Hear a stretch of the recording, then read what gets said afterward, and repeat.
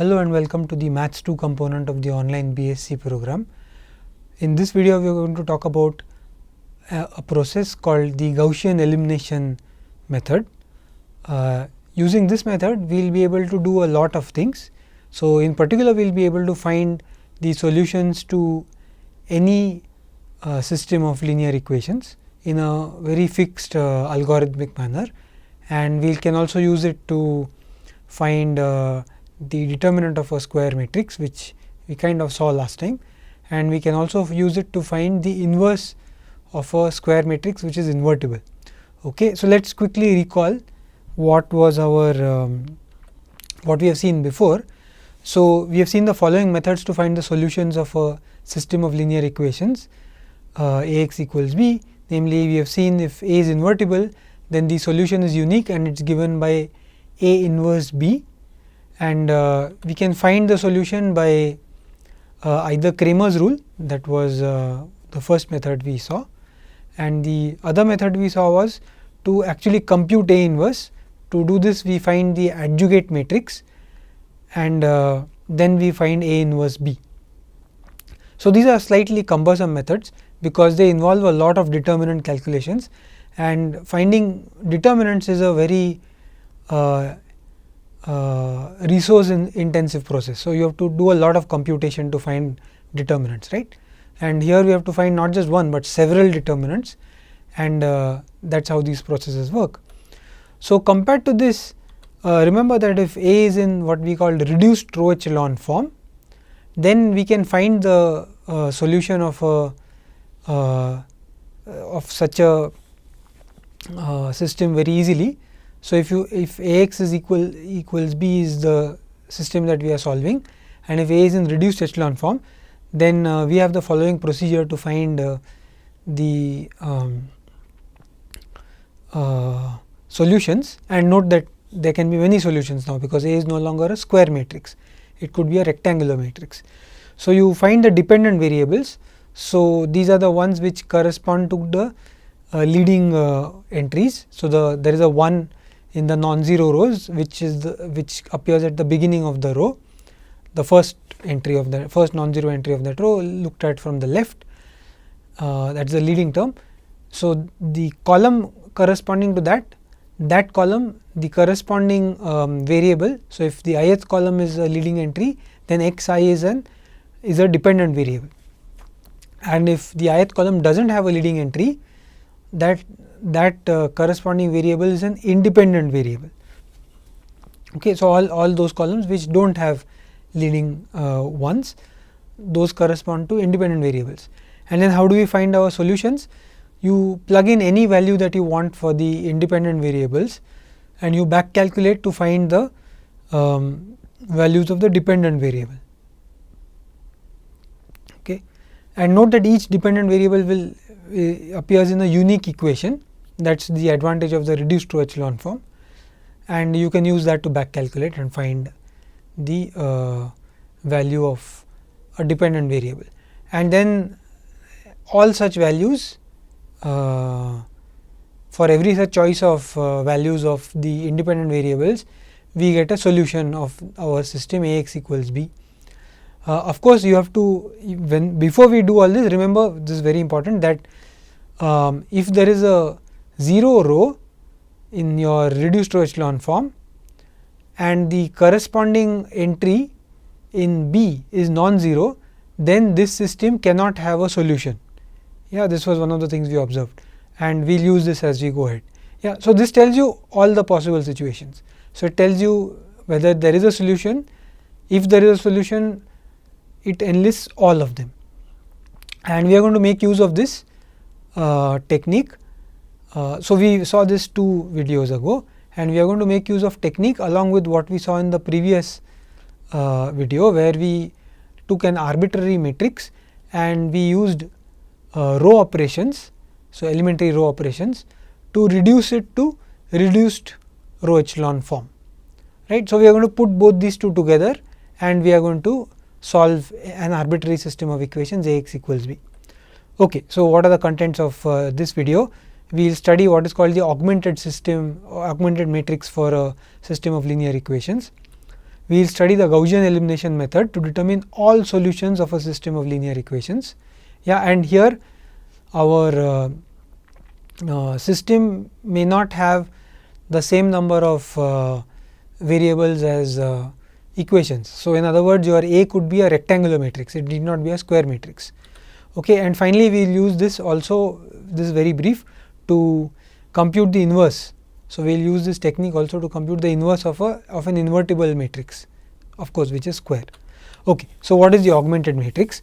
So, let Ax equals B be a linear system of equations. So, A is an m by n matrix. So, you have m rows and n columns. So, remember that the n columns correspond to the n variables and the m rows correspond to the m equations, and B is as a result the m by 1 column vector or column matrix of constants which appears to the right. Okay. So, any such equation, we have these three matrices A, x and B. A is m by n, x is a column vector or column matrix of size n by 1, and B is a column vector of size m by 1. Okay, so, we form what is called the augmented matrix of the system.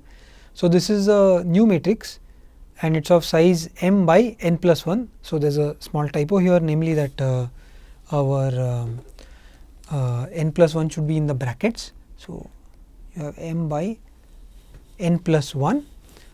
So, the first n columns are the columns of A and the last column is B. Okay. So, this is how I define the augmented matrix of this system. Okay, and we have a notation for the augmented matrix, it is A to slash B. So, this is to remember that the first n columns are coming from A and the last column is coming from B. Okay, and we put this vertical line. So, this is just notation, and how are we going to write this augmented matrix? So, we will write this augmented matrix as follows. So, if my coefficients for the equation are A11, A12, etc. So, then I have A11, A12 all the way up till A1n. I put this vertical line here, A21, A22 up to A2n, and then I have AM1, AM2 up to AMN. Okay. So, now this is my matrix A, remember, right. So, A came in the first n columns, that is what the definition says, and in the last column I have my vector B1, B2, Bm. Okay. So, this is the augmented matrix for the system. So, it is a matrix with m rows, same number of rows as number of equations, and n plus 1 columns. Yeah, the n columns coming from the coefficients and the last column coming from the constants. Okay. Okay. So, what do we do with this augmented matrix? So, for the augmented matrix, let's first do an example maybe of an augmented matrix. So, here is my system of equations, 3x1 plus 2x2 plus x3 plus x4 is 6, x1 plus x2 is 2, 7x2 plus x3 plus x4 is 8. Okay. So, A is the matrix 3, 2, 1, 1, 1, 1, 0, 0, 0, 7, 1, 1. You might remember this from the previous video. So, we have already done the operation of row reduction on this matrix. Okay. And B is the column vector of the constants which are appearing on the right. So, that is 6, 2 and 8. Okay. So, what is the augmented matrix? So, you just take these two and you put them together, but you put a line in the middle. Okay. So, this line is just to be, it is not sort of part of the matrix, but it is something that you put to remember that on one side you have coefficients and on the other side you have the constants. Okay. So, what do we do with the augmented matrix? So, this is what the Gaussian where the Gaussian elimination method starts.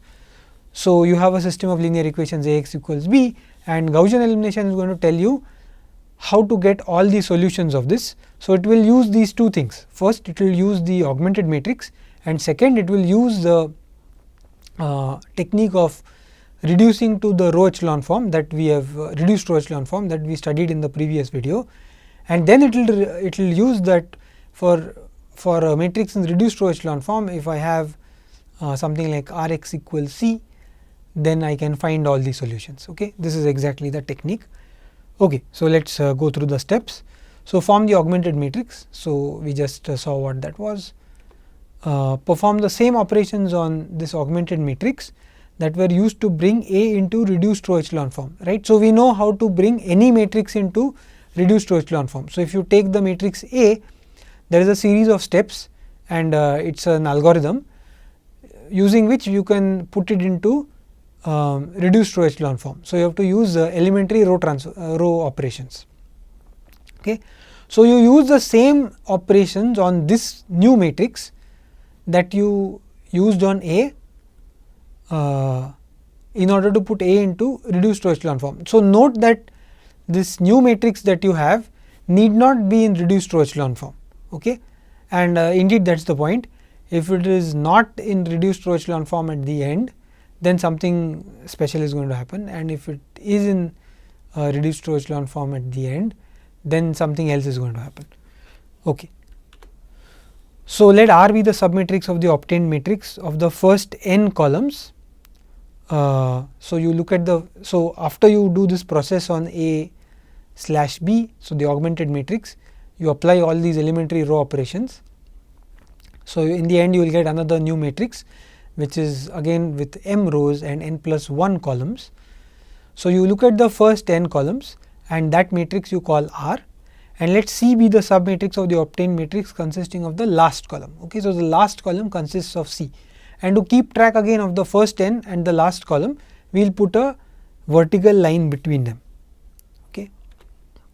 So we write the obtained matrix as R vertical line C. And now this is the important part. Notice that R is in the reduced row echelon form. It must be, right, because you took A and you applied all the row operations on A, which we used on A / B, that we used to put A into reduced row echelon form. So indeed R is exactly the matrix that you got after you applied all those operations to reduce it into reduced row echelon form. Okay, so R is exactly that matrix. Okay. So what's next? So this is the main point. Okay, this is the crucial point, which is why the entire method works. The solutions of A x equals B are precisely the solutions of R x equals C. Okay. So what have we done? We have taken an arbitrary system of linear equations A x equals B. We have performed some operations on this on the matrices occurring there. We have found two new matrices, R, which is of size m by n, and C, which is of size m by 1, where R is in reduced row echelon form, and when we take the corresponding system of linear equations R x equals C, the set of solutions of R x equals C is exactly the same as the set of solutions of A x equals B. Now, well, if you think a little about what's happening, you can see that we are already done here. So from here I can finish off how to find the solutions of A x equals B. Let's list out the procedure entirely. Form the corresponding system of linear equations R x equals C. Find all the solutions of R x equals C and hence of A x equals B, right. So if as we observed, the solutions of A x equals B are exactly the same as the solutions of R x equals C. That was the punchline of the previous slide. And now, so if we find all the solutions of R x equals C, then I know all the solutions of A x equals B. And how do I find the solutions of R x equals C? Well, R is in reduced row echelon form, so I have a concrete procedure to find these, right. So you find the independent variables and the dependent variables, and then you put the independent variables to arbitrary values, and then you back calculate to find the values of the dependent variables, right. We have done examples of this as well. We recall this right at the beginning of this video.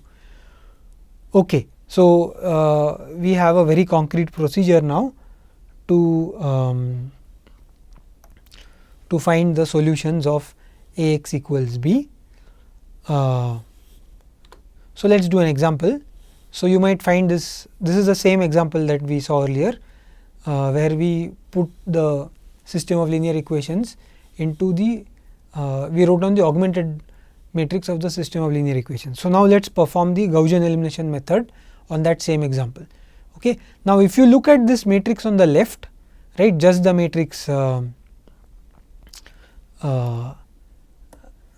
just this part, the A part, right. So, if you look at that A part, then that A part is exactly the matrix that we used in the previous video, which we used completely computed what was the reduced row echelon form for. And so, you have to use those same steps over here. So, we will do it afresh, of course. So, we will do that afresh. Okay. So, the first step is you get a 1 in the 1 1 place, because you start with the first column and then you try to get a 1 in that 1 1 place. So, you do R 1 by 3 and then you do R 2 minus R 1 to cancel all the zeros below. So, this is what you get. And now, notice what is happening here. We are not performing these operations only on the A part, we are performing it on the entire matrix. So, that includes the B part, it includes the column B. So, when we went from the first step, in the first step, the R 1 by 3 was also applied on the column B, right. So, you have to apply it on the entire row, not just the row of A, but the entire row. Okay. In the second step, we did R 2 minus R 1, and in R 2 minus R 1 we got a 0 in the second place of the last column, right. So, we have performed this on the entire second row, not just the A part of the matrix. Okay, let us continue. So, the next thing we do is we multiply the second row by 3 in order to bring a 1 over there. Then we cancel out the 0 below that 1 by doing R 3 minus 7 R 2. Yeah, keep noticing what is happening to the last column, right. We are applying all this on the last column as well. Okay. And then finally, we have to get a 1 in the third row now. So, we divide by 8, and notice that the 8 in the last column also got divided by 8 and we got a 1. Okay. So, let us write down this matrix again, and maybe now I will finish this calculation. So, this is already, the matrix on the left is already in row echelon form. So, now I am going to reduce it to the reduced row echelon form. So, in order to do that, what do I do? So, I do R 2 plus R 3 and R 1 minus 1/3 R 3. Okay. So, what do I get? So, this is still 1 0 0, 2/3 1 0, then 0 0 1, and well, we are slightly lucky, we also get a 0 0 1 here, and then let us see what happens here. So, R 2 plus R 3 means I get a 1 in this place. So, I already have a 1 here, and then R 1 minus 1/3 R 3. So, 2 minus 1/3. So, that is 6 by 3 minus 1/3. So, that is 5 by 3. Okay. And in the next step, what do I get? I do the same thing for the second column. So, I do R 1 minus 2/3 R 2. So, if I do that, I get 1 0 0, 0 1 0, 0 0 1, 0 0 1, but something may change here. So, R 1 minus 2/3 R 2 means you have 5/3 minus 2/3. So, 5/3 minus 2/3 is 3/3, which is 1. So, 1 1 1. Okay, and this is my final matrix. So, in terms of our notation, this is what I called R and this is what I called C. Now, let us write down this corresponding equation. So, we have R x equals C, and now how do I find the solutions for this? So, we look at the independent and the dependent variables. So, here there is 3 leading ones, namely column 1, column 2 and column 3. So, x1, x2, x3 are dependent variables, and x4 is independent. So, let us put an arbitrary value for x4. Okay, so, substitute x4 equals c, and now let us see what happens to the others. So, x1 actually there is no choice, x1 is 1, x2 again there is no choice, x2 is 1 if you write down the equation, and in the third equation we have x3 plus x4 equals 1, but we have put x4 equals c. So, that means x3 equals 1 minus c. Okay. So, the set of solutions of Rx equals c, and hence Ax equals b is vectors of the form. So, that is x1. So, you can either write it as a vector or or explicitly. Maybe let me write it explicitly. So, x1 is 1, x2 is 1, x3 is 1 minus c, and x4 is c. Okay, and where c can take any choice, right? We can have any number for c, so any real number, or I can write the same set as in terms of a vector as 1, 1, 1 minus c and c, okay, where c belongs to R. Okay. So, we have determined all the solutions of the system of equations Ax equals b, where A was exactly that matrix that we started with in our first example. Okay. So, maybe let us do another example. So, here we have x1 plus x2 plus x3 is 2, x2 minus 3x3 is 1, 2x1 plus x2 plus 5x3 is 0. So, the matrix representation, so A is square matrix 1 1 1, 0 1 minus 3 2 1 5, and B is 2 1 0. So, the augmented matrix, you put A and B beside each other and put a vertical line across them. So, it is 3 rows and 4 columns, where the fourth column is B and the first 3 rows are A. Okay. So, let us do this example maybe explicitly. Yeah. So, maybe let us write down the first step. So, this is R3 minus 2 R1. Why R3 minus 2 R1? Well, there is already a 1 in the 1 1th position. So, R3 minus 2 R1 cancels that 2 at the in the first column, and note that we have also applied this on the last column. So, the last column entry becomes minus 4. Okay. So, let us do one more step. So, you have R3 plus R2 now, because once again our so we want a 1 in the second column in this part of the matrix over here, which we already have, right. So, I do not have to do anything to make that 1, right, and now I want to use that 1 and clear off the minus 1 below that. So, to do that we do R3 plus R2, and again the entry in the third entry here changes. Yeah. So, let us continue and finish off this example. So, well, this is actually already in row echelon form. So, now let us put it into reduced row echelon form. To put it into reduced row echelon form, what do I have to do? I have to get rid of this 1 over here. So, let us do that. To do that, I have to do R1 minus R2. So, I have 1 0 0 and then 0 1 0, and then 1 minus 3, that is 4, and then minus 3 and 0, and then 1 minus 1, which is 0. So, 0 1 and minus 3.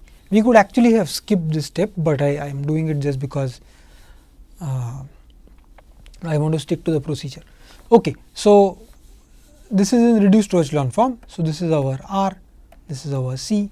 So, let us write down Rx equals C. So, R is in reduced row echelon form. So, I can read off all the solutions, and now you have to be slightly careful and carefully observe the following. Look at this last thing over here. So, you have a 0 row in the on the left, meaning in R you have a 0 row, but the corresponding constant is not 0. Yeah. So, as soon as that happens, what do we know? We know that this does not have solutions. Yeah, meaning there is no solution to this equation. Maybe that is how I should write it. So, there is no solution to this system. So, this system does not have solutions.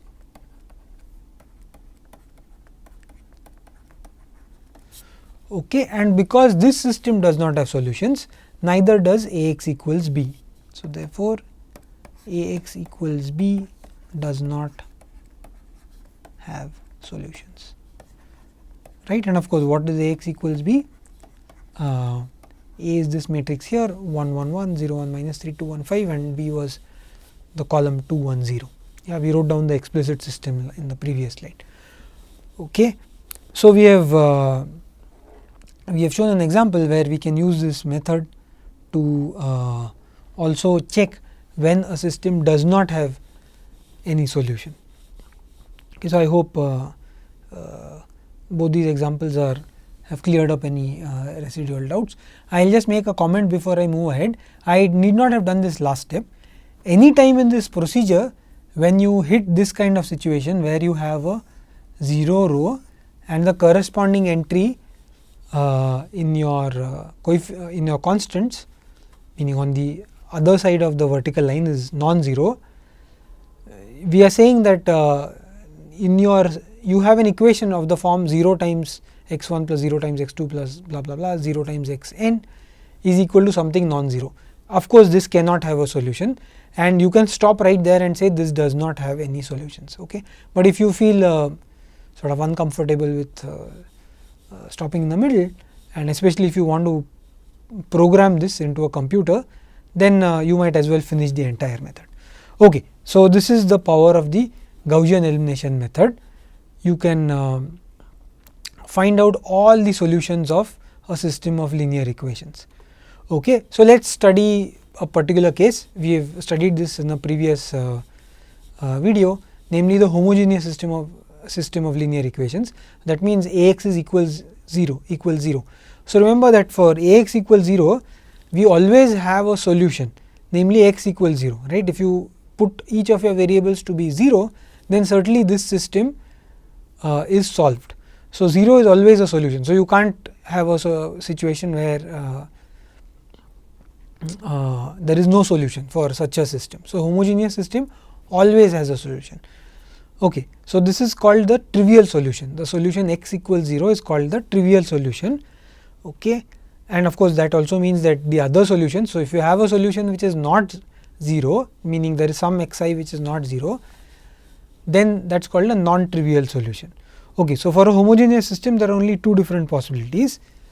One is that the 0 is the unique solution. So, remember that 0 is always a solution whatever happens. So, if there is a unique solution, then it must be 0. Okay. So, 0 is the unique solution, that is one possibility. The other possibility is that there are infinitely many solutions other than 0. Okay. And how do we get this? Remember that if you have more than one solution, then you have infinitely many solutions. And why is that? That is because if you have more than one solution, then the only way to get that situation is if one of your variables is an independent variable, and as soon as you pick up an independent variable, you have infinitely many solutions, right. That's what we are saying. Okay. The other way of thinking about this is that suppose you have a solution, let us say, so you have Ax equals 0 and x 1 equals let us say w 1, x 2 equals w 2 and so on x n equals w n is a solution, then so is x 1 equals t times w 1, x 2 equals t times w 2 and x n equals t times w n, right. Because if you substitute x 1 to be t times w 1 etc. in a times x, then what will happen is the left hand side will be t times a11. Let us take the first equation. So, I have a11 x 1 plus a12 x 2 plus a1n x n is 0, right, and I know that a11 w 1 plus a12 w 2 plus a1n w n is indeed 0.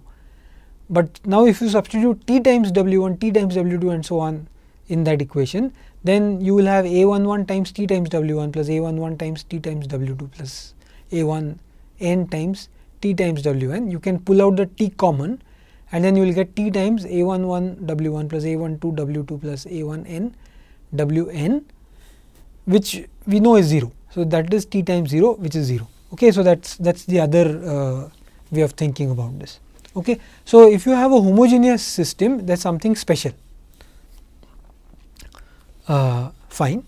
So, in a homogeneous system of equations, if there are more variables than equations, then it is guaranteed to have non-trivial solutions. Why is this? So, what is being said here?